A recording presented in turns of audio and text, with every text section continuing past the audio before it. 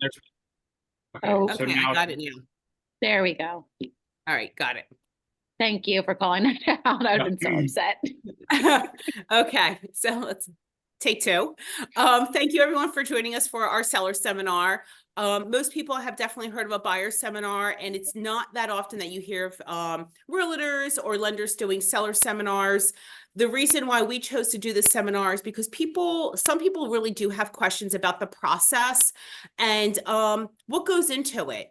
You know, when you're talking about buying a home, it's like, okay, you meet with a realtor, you go ahead and you get pre-approved, you start shopping, you know, you find a house, you go on a contract.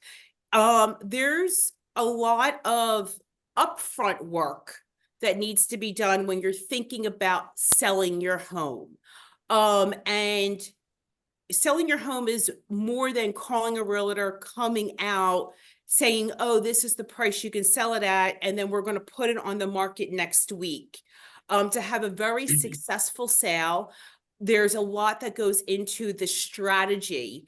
Now, the seller is always in control, but with Miranda and myself, what we do is we like to lay out the process and also the reason why, we suggest certain things. Not every home, it's very a tailored approach also. Not every property or every seller that we meet with needs every single thing that we suggest. So it's a tailored approach. And then what I'm going to do is I'm just going to bring up the slides and we're going to start to move through the slides. We do have Russell with us from Junk Luggers today, and he's going to talk a little bit about the clean out process and the decluttering and why that is so important.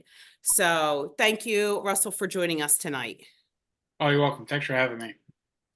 So I'm going to share my screen, which is it's my phone here and here. Gotcha. So everyone can see my screen, okay? Yeah. Okay. So like I said, just a couple seconds ago, is that when you're looking to sell your home, you make all the decisions, but we do control the process, and not in a literally control it, in more of a figurative way that we control the process.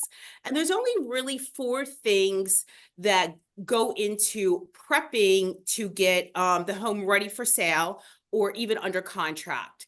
And surprisingly, the seller controls 3 of the 4. The agent really only controls the 1 thing. And the first 3 things, the seller controls the condition of the home. The seller controls the access to the home. And then the seller controls the price of the home. What the agent does is the agent controls the exposure of the condition, the exposure of the access, the exposure of the price. That's what we control. And whatever you give us, we put out. So it's an in-out type of system. So with that being said, then what we do, I kind of giggle when realtors, they say, oh, I can sell that home. I can sell this home. I can sell that home. Honestly, no realtor sells any home. What we do is we sell educated, serious sellers. That's what we do as realtors. We educate sellers about the market, the competition, the condition that's going to sell, how people need to access the property to look at it, where they should go ahead and price the home. That's what we do. So I do kind of giggle when they say, I sell all these homes. Really, you don't sell anything. What you do is you list your sellers on the market. So when we get calls, you're like, oh, I was thinking about selling my home, but I want to do this. I want to do that. I'm thinking about a roof or a heater. Do I need to do this? So when we get those calls, pause is what we do. And what we do is we like to ask some foundation questions. One is, since you've been in the home, Mr. and Mrs. Seller, what have you done to the home? Have you done any upgrades? When was the last time your roof was replaced? The mechanicals, the bathroom, the kitchen, windows, doors. We like to have these foundational questions before we even start to run and see what comps look like, because that gives us a really great idea when we're looking at pictures and we're looking at other descriptions, where their home could fall into place. You know, if someone is to call us and they say, oh, you know, I have a brand new roof, I have a brand new heater, I have a brand new electrical upgrade, but I haven't touched my kitchen in 25 years. Check mark on all the other things, but the kitchen, because that's what a buyer is going to see, they're going to start to go ahead and, you know, chip at the price for that. A kitchen, 15, 20, 30, $60,000. Same way with a bathroom, 15, 20, $30,000, depending on finishes. Now, I'm not saying that's what you have to do, but that just gives us a better idea. The other foundation question that, you know, we like to ask is, and this is a really great one, you know, if you were to stay in your home for another year, what upgrades or repairs would you do? When was it, like, you know, and then they start to think and they put on their, you know, their hat, and they're like, well, I haven't painted in 10 years. My carpets haven't been replaced in 5. I do have some leaking faucets. So all that information really does, laying that foundation gives us a really great idea of what we could be looking at when we do come out to meet with you. So when you're thinking about calling, reaching out, just know that we're going to go ahead and ask you some of these questions. You'll see on my little slide here, the best home improvements and the ones that add the most value. Surprisingly, curb appeal, front door, flowers, mulching, weed removal. If your driveway doesn't look that great, if it's concrete or asphalt, just doing a coat on that makes a huge difference. Garage doors. You don't have a lot of time to capture a buyer's interest in your home when they pull up to the door. They immediately know before they even walk in if they can envision themselves pulling up to this home every day. And that's really what it is. We're trying to pull on that emotional part. So that's one thing that, you know, that is the biggest thing, the biggest bang for your buck. And then actually, once you walk into the property, fresh paint, and then the whole thing is about neutralizing the whole canvas for the potential buyer.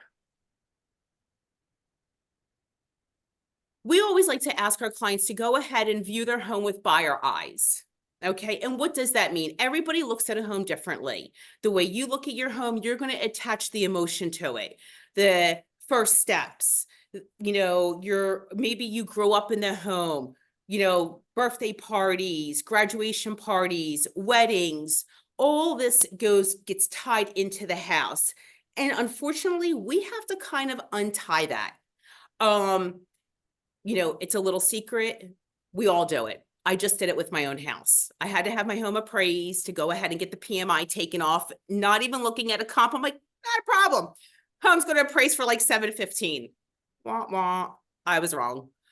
My home appraised for like 680, but still I was off because I attached so many things to it. The lender, you know, the way that they view your home is going to be very different than the buyer, the appraiser, and then again, at the very bottom, we have the tax assessor who appraises everyone like it's a mansion. Especially if you're in the city of Philadelphia in the Northern Liberties area. So what we like to do is we like to ask our clients to go ahead and put on their buyer eyes, look at the home through, you know, a buyer. And when you kind of try to guide them, when we try to guide you to separate that and show you comps, you start to back off a little bit in terms of not saying that there's no value or that you don't have those emotions, but we do have to try to separate that information out and help you kind of untangle that a little bit. So first impressions, and this is really where Russell comes into play. I can't tell you, you know, everybody, primarily 87% of people start their buying process online. You know, that is so important, and you only have less than 6 seconds to go ahead and capture that potential buyer for your home. So some of the things that, you know, we put a lot of emphasis on and we strongly encourage is neutralizing the palette, neutralizing the canvas. And what does that mean? That means decluttering. And what we like to call is packing like you're moving. So get the boxes now, start packing now, get a storage unit now. Anything that you are, If you can make a clear and easy decision of, it needs to go, it can go, I haven't used it, I don't need it, we can throw it away, not quite sure what to do with it, put it in a box. Anything that wants to be donated, put it in the donate pile. That's the biggest step. And actually, that's a great step to do even before a realtor comes out to your home. Because we're human, we can get a little clouded at times when we walk in and we see a lot of stuff, where the true value is. So decluttering, depersonalizing definitely are two things that need to be done. Also, we also feel staging is so important. We stage we have a staging consultation for almost every property that we list. And our vacant homes, 9 out of 10 times do get professionally staged. And really the whole purpose of staging is to move the eye. We want to move the eye of the buyer to highlight the areas of the home that are amazing and that really have that wow factor, and take their eye away from things that are like, they're just okay. But we don't want to put a lot of focus on that either. So it's really to go ahead and move the eye and to get because they're shopping, they're looking online, is to get that buyer to move through the whole space, to pick up the phone, to make the appointment to come out to the property. We have a very, very small window of time to do that, when people are looking at pictures online. And just some of the before and after, you'll see actually in this picture right here, really all they did was they took out some of the furniture, but they used the homeowner's furniture. They brought in a couple of additional pieces and they neutralized the palette on the wall. Same thing down here, the before and after. They continued to use the round dining room table. They changed out some of the light fixtures. They brought in more modern chairs and they switched out the carpet. The stager that we use, she will use the furniture already in the home to do that. And she's also going to make recommendations on lighting and also the painting if it needs to be done. And then Russell, however you want to add to us about the cost of junk removal and what does that look like? Sure. So something that I wanted to bring up is some reasons to declutter while you're getting your house ready to sell.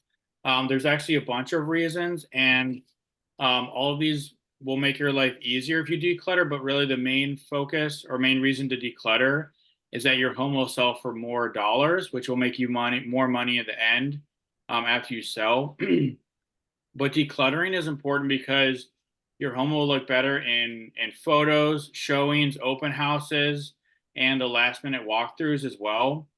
Buyers, if your house is decluttered, then the buyers will be able to visualize their own stuff in the home, and they won't be so distracted by, your family photos, your old sports equipment, your kids' drawings and artwork and all of that stuff that's important to you, but that's going to distract the buyer as they're doing a walkthrough. um, and then also, as you declutter and get rid of stuff, the closets and the storage areas will look bigger and more impressive for any buyer, any potential buyers.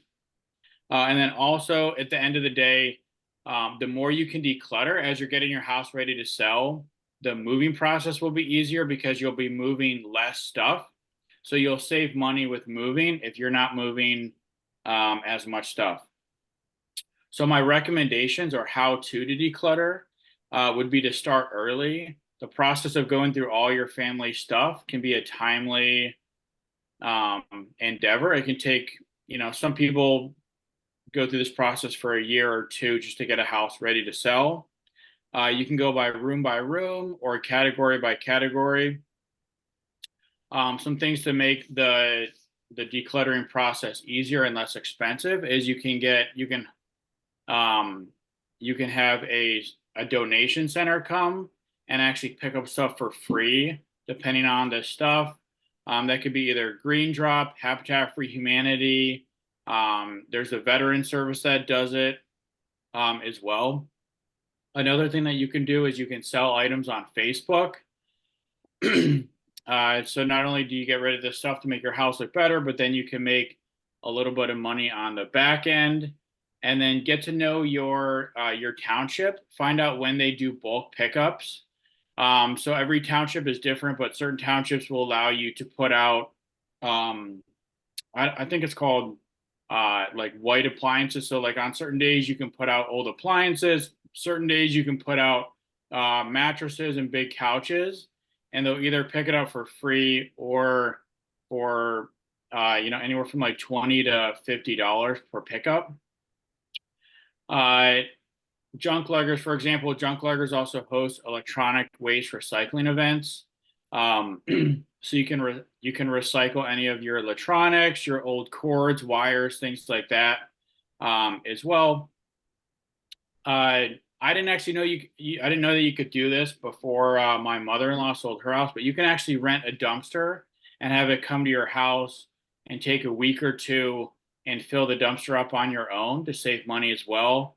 And then if all this process is overwhelming or you need additional help, you can always hire the junk luggers. We're always here to help. We are an eco-friendly full-service removal company focused on donating and recycling. And we're the removal company that realtors call when they want to sell homes quickly. Thank you. Great. No, thank you so much for that information. I would just want to touch on the one thing that you did mention. When people are getting ready to list their home, the one area that's really is crucial and people don't think it is closet space. Closets, cabinets, pantries. If people feel like your stuff is jam-packed in there, they feel like there's not enough storage space in the home. I can't stress enough where you really, the recommendation is to take every cabinet, pantry down to a third.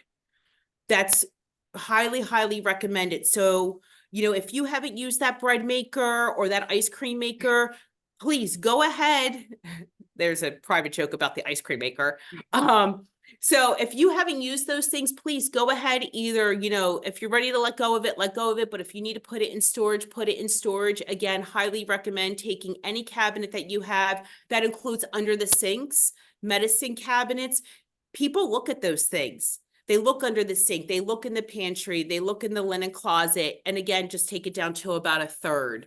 With the stager that we do use, Nancy, she's wonderful. When she comes out and she does your consultation, she's actually going to go ahead and make all those recommendations too. So staging really does. Another thing about staging is people are like, oh, I don't want to stage. Staging's so expensive. I will tell you, staging actually costs less than your first price reduction. So stage homes sell faster and they sell for more money. People have a very hard time visualizing their furniture in the space, the layout, the lighting, carpeting. They can't see that. So, if you were, listing your home at, $400,000, $350,000, and it's sitting on market, your first price reduction could be $5,000, $7,000, $10,000, where a decluttered and staged home could have prevented you from having to go ahead and do a price reduction.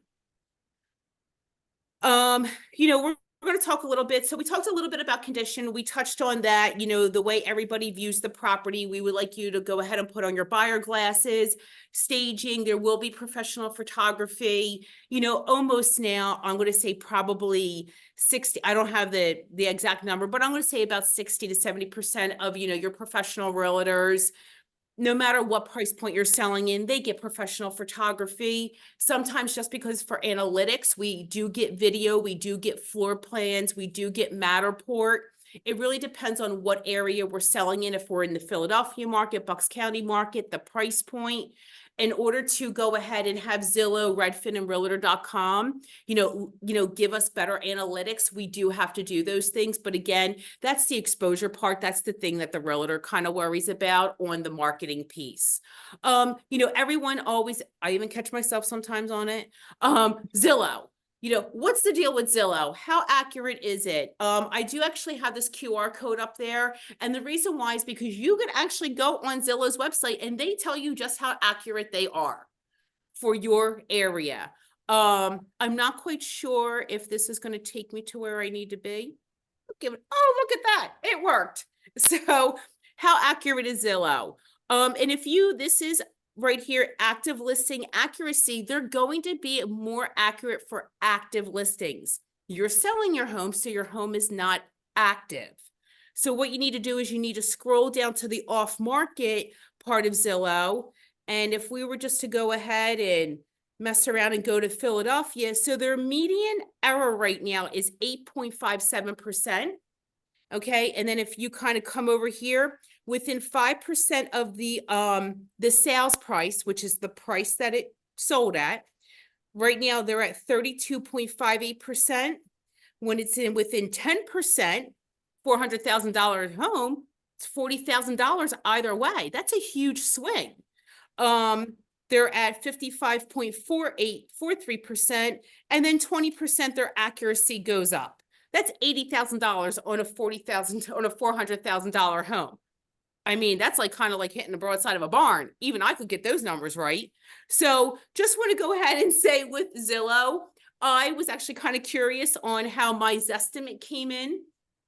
And I just looked when I was going ahead preparing the slide. My Zestimate went from 613 up to 723.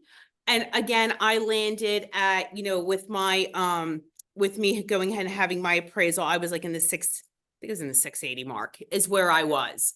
So it's kind of like smack in the middle somewhere, but please don't be skewed by what, the Zestimate is, because Zestimate, Zillow, they do a great job at some things, but they're only looking at their, what they put in or what they're able to retrieve from bed, bath count, square footage. They don't know if you upgraded your bathroom. They don't know if you, go ahead and have 2 or 3 fireplaces that you put in, or an in-ground pool, maybe a bigger driveway. They don't have that information. And that's why you would need someone, a realtor, to come out and really show you the data. But again, Zillow's right there. They talk about their own accuracy. No shocker. Full disclosure with them. So that was nice to see. So Zillow has its place in the market. So pricing, again, we talked about, for condition, access, and price, do not overprice your home. When you sit down with Miranda and I, we're going to ask you, we're going to ask you, where do you want to price your home at? The full story is that homes don't sell at a fixed price. Homes sell in a price range. It's our goal to get you to the top of that range. And how do we do it? By making all these suggestions about decluttering, staging, professional photography. We show you the data, and then you ultimately tell us where you want to go ahead and price your home, because it's your home. So, but what we can show you here is we can provide you what happens with the problem with overpricing. A majority of people that we sit down with initially, they really do want to price at the top of the market. But pricing at the top of the market, as you can see from our graph, you're knocking a lot of people out that could be interested in your home just because it's priced so high. Whereas if you were to bring it down to market value, 60% of people will come look at the property. That's what you want. You want those 60 people in the door, looking at the home, creating that emotional connection, and not looking at the pictures online, said, yeah, it's out of my budget, I'm not even going to go look. So again, you control the price. We just go ahead and lay out the data for you. Disclosures. We get that question a lot. Oh, what do I have to disclose? I will tell you, disclose, disclose, disclose, disclose. Disclose it all, because they're going to find out. And the last thing that you want to do is you don't want to be sued. The average time for lawsuits is about the 24-month mark. Oh, there's a leak in here, there's a leak there, there's water coming in there. You can't go wrong if you disclose. You don't have to be exact. You can say, 8 years ago, I had a leaky faucet repaired. Hasn't leaked since then. The roof, electrical, anything that can flood a house or burn a house down, disclose. Also, when it comes to termites, if you had termite treatment, okay, termites aren't that uncommon. The other thing that, if there's structural issues that maybe you might know about, disclose it. And the other thing is that, when it comes to like the disclosures, lead-based paint, there's going to be a disclosure for that. We do use a platform called Seller Shield. The disclosures can be a little bit confusing to fill out, but we do use this platform and it actually makes it super easy. We can't fill them out for you, but that platform will help you fill out your disclosures. Home warranty. People ask us, do I have to give a home warranty? What's the what is that about? I will tell you, when you talk about if someone is, when you do go to sell your home and you're filling out the disclosures, and then we also highly recommend having a pre-listing home inspection. Again, the more information you give them, the more they can make an educated decision if they want to purchase your home. We've had a lot of great success with doing the pre-listing home inspection. We've been doing it for about 18 months now. Again, we encourage it, we suggest it, but it's ultimately your decision. And the major reason why that we do encourage doing the pre-listing home inspection is because we want to know on the upfront. We want to be able to defend our price. We like to play the offensive game, not the defensive game. If you're selling your home for $350,000 and you have all these offers that come in and everyone's like, oh, I'll pay $380, I'll pay $400. And then, you have all these great offers, but they're all electing home inspections. Some people waive them, some people don't. But if they do elect it and you go with that $400,000 offer and they get a home inspection is the number one way to kill a transaction. We just had a transaction die 2 days ago because our clients were representing the buyer. They got a home inspection. They didn't have a good feeling about it. They literally canceled the contract. So why play the defensive game? Play the offensive game. Anything that comes back major on the home inspection is the roof end of life. A roof that is end of life, a buyer's going to have a very hard time getting insurance on. Very hard time getting insurance on. If the mechanical is, if the electrical is bad, hard time getting homeowners insurance, especially in today's market. I don't know if, you guys are aware what's happening in the homeowner insurance world. It's not good. Major carriers are pulling out of the state. This is the information that we know. This is why we're providing it to you. So again, there's and I'm not saying that we have to correct anything or everything, but now you can make an informed decision on where do you want to price your home? What do you want to do? So again, enough about that. But here's the thing though. Say if you don't, if you don't want to go ahead and put out $7,000, $8,000, $10,000 because your heater is end of life, you don't have to. We can offer a home warranty. There's lots of things that we can do with this information, and you do have a lot of choices. It just takes, us sitting down and putting that picture together for you. How much does it cost to sell my home? That's a great question. When it comes to selling your home, there are costs associated with it. There's also costs associated with buying a home. The biggest thing that you have to worry about when you want to sell your home is the commissions. It's a real conversation that we have to have, and I'll explain in the next slide how the commissions get broken out. Closing costs right now in the state of Pennsylvania, out in the suburban counties, Montgomery, Bucks, Delaware, Chester, transfer tax is 1%, one to the buyer, one to the seller. Sometimes buyers, if they're really aggressive and they really love your home, they will offer to pay for your transfer tax. That's a negotiating point. That's actually something we can negotiate. Home repairs, if your home does need repairs, again, we'll go ahead, we'll take that into consideration. A home might need $5,000, $3,000. You may choose to be like, I'm not doing anything. I'm selling it as is. Here's the home. Here's the inspection report. I'm not go ahead and updating anything. Okay. If that's what makes sense for you, then that's what we'll do. Inspection fixes. If you choose not to get the home inspection before we go ahead and list and you get it on the back end, the buyer could request that certain things are done before they purchase the home. The lender can also require repairs. Some, a lender required repairs, FHA, VA, even conventional. So there are costs associated with that. Also to go ahead and get your use and occupancy. We just had that today, where we have sellers that they had like some checklist items that we had to do. We have a lot of people in our network. Sent Dave out. He went ahead and did those checklist items. Marketing. When it comes to marketing, working with Miranda and myself, we cover a majority of the marketing costs. We cover the professional photography, the videography, the Matterport, the floor plans. We cover all of that. Exposure. That's why you hire us. We do also cover the consultation with the home stager. Any recommendations that she makes is a cost that, you would acquire.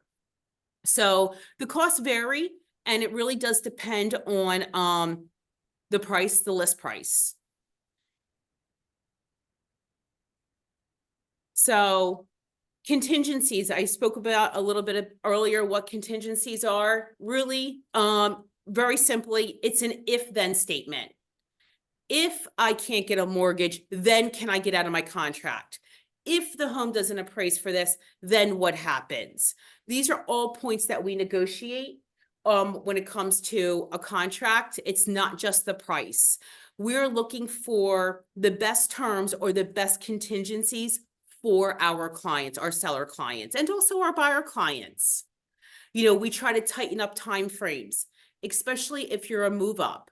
So you're selling one property to buy another property. We want to go ahead and shorten all these timeframes for you so that you look very attractive when you go to put an offer in on the next home. Financing contingency. Some people waive the mortgage. Some people are paying for cash. Home sale contingency. We have one of them going on right now, I think. Inspection contingency. Some people waive it. Some people want it for informational purposes only. Insurance, a thing that I just talked about with the roof. If your roof isn't good, the clients could have a hard time, and they're going to go ahead and negotiate that. Kickout clause, something different, and then title. We need to be able to deliver a property with clear and free title. But very simply, like I said, it's an if-then statement. How do realtors get paid?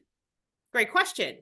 So we don't get to keep the big fat check, we need to pay our broker is really what we are. We are licensed sales agents in the state of Pennsylvania. If you're, part of the NAR, then you are a realtor, which has a little R logo there. But, we're with Keller Williams. So really what happens right now, and I know that there was a lot of, in the media, there was a big lawsuit, and that had to do with sellers paying the commission for the buyers. I'm not going to do a deep dive into that. There's a lot of information floating around the internet, but yes, essentially the seller does pay the buyer's commission. So we'll say for this example, $600,000. Not everybody charges a 6% fee.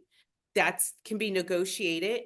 But industry standard is about 6%, 18% to the buyer agent or the buyer broker, and then $18,000, I'm sorry, 3 and 3, and then $18,000 to the seller. Then from there, depending whatever split that, this licensed sales agent has with the broker, then is what comes down to the agent and the buyer broker.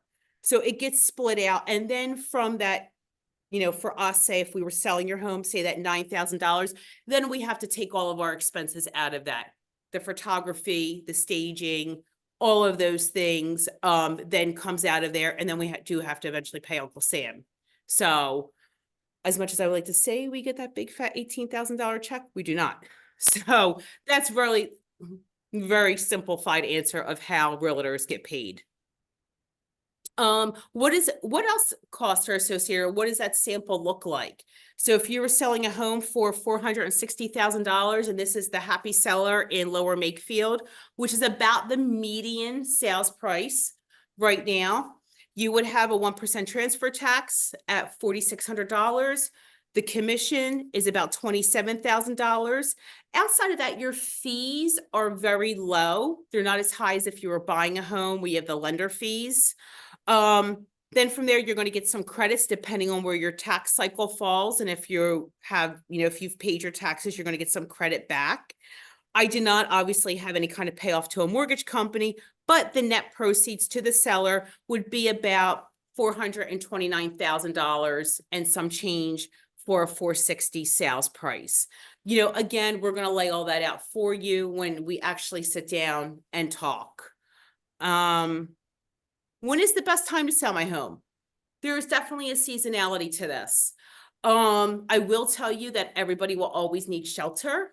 Miranda and I, we can actually look at the trends and figure out when is the best time for you to sell the house.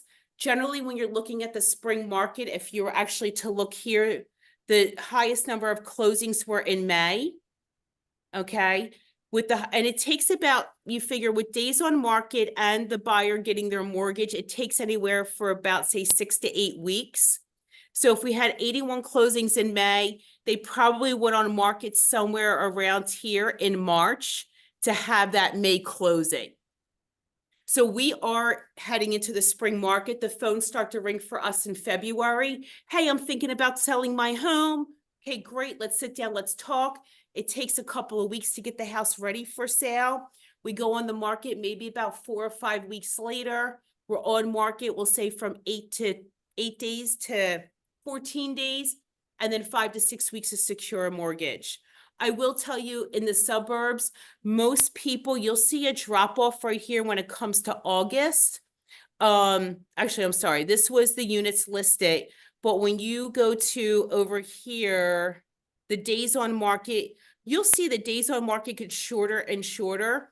And the reason why is because people really want to be in their home by July, especially if they have children. They want to be in, unpack, they want to try to have somewhat of a vacation or do repairs that they need to do before the school year starts. And then from there, you'll see an uptick again here with closings being in October, because we got a phone call around Labor Day is when we'll get another phone call. Hey, I think I want to sell my home and I want to sell before the winter gets here. Same thing. Meet with them, get them on market. And then usually people are like, I need to be in the house before Thanksgiving, which really means Halloween. So that's what that really does look like. We can, no matter if you're in Philadelphia, Bucks, Montgomery, or Delaware County, we can definitely sit down and talk about your local, like, micro market and what that seasonality does look like. How healthy is the Bucks County real estate market? So I just pulled off some stats real quick. This is for the Pennsbury School District. So for Pennsbury, looking over here, this is for 2023. This goes over the volume listed, and the median list price was $425. I'm sorry, the $425 was the median list price. We sold 309 units. The average days on market, or the days on market, was 30. And then the sold median was 409. So although they were being listed, the median listed was 425, the median sold was 409. That just tells me that we were still overpricing houses in 2023. But then when you come over here and you look at, for January, so the median list price was $479. And then again, we have the median sold price was $430. About that. So the market is still very strong, because if you look at the median sold price for last year, it was $409, but the median sold price over here a year later is $430. So we're still appreciating. We do have people, we do sit down with people. It's like, no, I want to list it at the top. Well, this isn't the year of a 3% interest rate. And that's really something to take into consideration. But we still are appreciating, and that is important for our clients to know. And again, here, what is the time frame to closing? Like I said, it takes about 5 to 6 weeks to go ahead and secure a mortgage. But right here, if the median days on market is 8 with an average days on market 20. We do have, we do take into consideration, and again, this was for the Pennsbury School District that I did this slide for. And then one of my favorite questions that I get from our clients is, what do I need to do when I have showings? That can be a little bit of a fire at times. What we like to do is, first of all, our clients have complete control and access to Showing Time, which is the platform that we use. They approve or decline and suggest a different time. So when I talked earlier about the condition, the access, the price, and the exposure, you do control the access. We do have a little checklist here. We have the 10-minute rule and we have the 1 hour. So 10 minutes, go ahead, take everything, put it in a laundry basket basically, and shove it in your car and leave. Okay. Put down the toilet seats, go ahead, wipe down counters, make sure there's no offensive dog odors or cat odors in the house. If you have more time than that, then do everything that was on the 10-minute list. And then, you can go ahead and try and run the vacuums or sweep the floors. But really, you're going to have enough notice. Generally, our clients like to have 6, 8 to 24 hours notice before, we do allow a showing. Everything's on lockbox. And also when the clients come in, they're coming in with their agent. So in terms of safety, we do ask, or security, we do ask if you have firearms, medications, jewelry, passports, go ahead and just lock those items away, or just take them off the property and give them to a family member.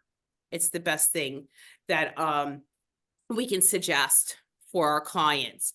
So just to recap, a couple of things. When it comes to selling your home, you control, you make all the decisions, but honestly, we try to lay out the process and educate you. It comes down to the 4 main things, which is the condition, the access, the price, and the exposure. We only control exposure, and we expose what you give us to expose. So thank you so much for joining us tonight. It was great. And if you have any questions, reach out to the Paullin Group. I'm Jen. That's Miranda. Thank you. Thank you.